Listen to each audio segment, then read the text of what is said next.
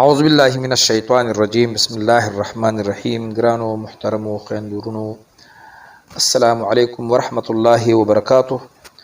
دعا ده چې الله رب العزت دې په موږ باندې د خپل خزانو نه د رحمتونو د خزانو نه خپل رحم وکړي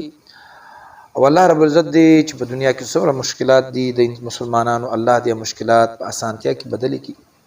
خفګان پریشانی د الله په خوشحالي کې بدل کړي. نن عمل ډېر بهترین عمل دی، دا د څه لپاره دی؟ د کومو ماشومانو سټوډنټانو چې نمبر کم راځي او هغوی وایي چې زمونږه ښې نمبر راشي، نو ښې نمبر دپاره نن سبا داسې یو سلسله جوړه ده چې د هر یونیورسټۍ د بهترین کالج بهترین یونیورسټۍ چې کوم دی هغه په میرټ باندې او میرټ په نمبر راځي، نو دې دپاره والدین هم خفه وي چې هسې نه چې زموږ د بچو نمبر کم راشي نو بیا به څه کوو. نو که چېرته څوک غواړي په خپل څوک سټوډنټ زما د وظیفه دا زما دا ویډیو چې اوري او یا زما چې کوم دی پلار او مور دی هغوی غواړي چې زمونږ د بچو تعلیمي قابلیت او بهترین میرټ راشي، نو فکرمن خو خامخا والدین وي ځکه چې پیسې لګوي او هغوی د خپل بچو د بهتر مستقبل لپاره سوچ کوي. نو چې د کم ځای کې دومره ډېرې پیسې لګوي نو هغوی دی دا یو وړه غونتې وظیفه ده، زما په حساب به پې 10-15 منټ ولګي، بالکل 10-15 منټ دی ولګي، 20 منټ دی ولګي. نو چې د کمو بچو ماشومانو نمبر کمې راځي هغوی دپاره او که د بعضو کمې نه راځي ښې راځي خو د هغه چې دا وظیفه وکړي نو نور به هم ښې راځي. نو دغه کسان چې کله ستاسو امتحان شروع کیږي د هغوی پلار او مور یا هغوی پخپله او یا دواړه دې وکړي، ځکه چې څومره وایي چې خواږه چې نو هغومره شربت چې دی خوږیږي، نو څومره چې وظایفو ډېر کې الله ډېر یادوي نو الله رب العزت باندې هغومره رحم کوي. نو دغه شان سټوډنټان یا د هغوی والدین چې غواړي چې زمونږ نمبر ډېرې راشي نو د الله رب العزت یو اسم مبارک دی، صفتي نوم دی یا حسیبو. نو دا دی د پرچې نه مخکې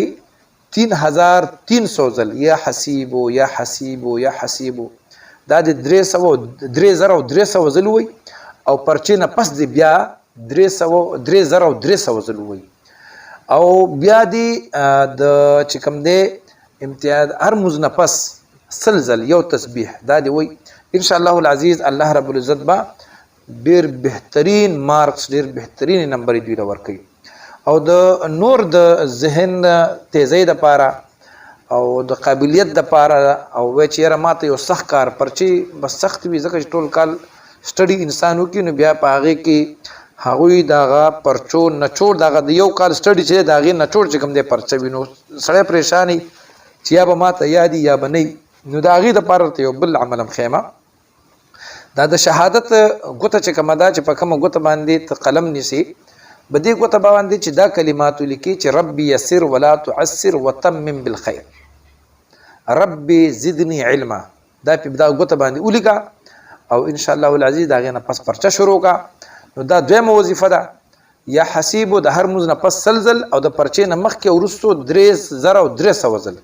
دا تاسو ان شاء الله ووایئ، والدین یې کوئ، سټوډنټان یې پخپله کوئ. ان شاء الله العزیز د الله د نوم برکت به تاسو ګورئ، الله رب العزت به په دغه امتحان کې کامیابي درکړي او دعا ده چې الله دې موږ د دنیا په امتحاناتو کې هم کامیابي راکړي او د آخرت په امتحاناتو کې د الله موږ کامیابي راکړي. وصلى الله تعالى على خير خلقه ونور عرشه وزينة فرشه محمد وآله وأصحابه أجمعين.